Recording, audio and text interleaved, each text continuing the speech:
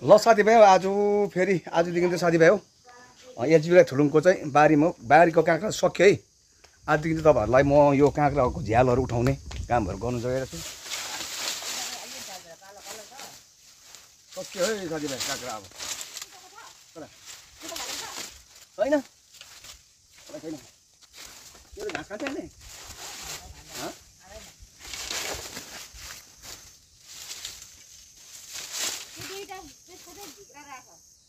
काँक्राको लागि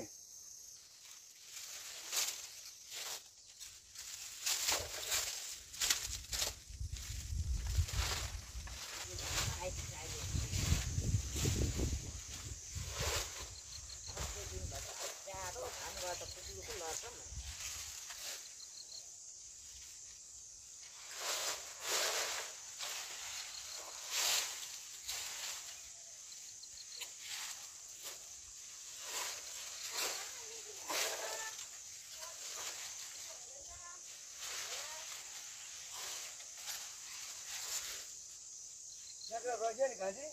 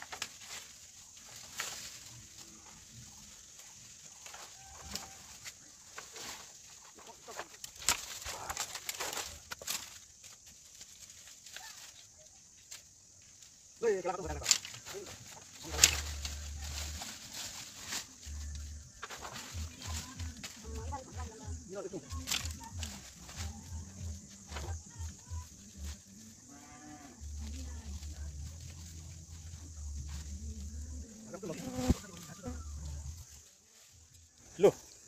सक्यो अब यो पनि काटेछु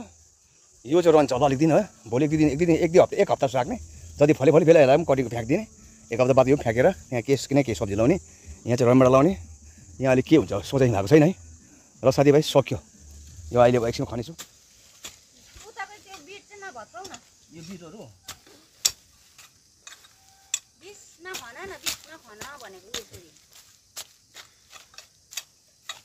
रिल्स चल्दैछ हाम्रो गाउँले जीवन त्यस्तै हुन्छ।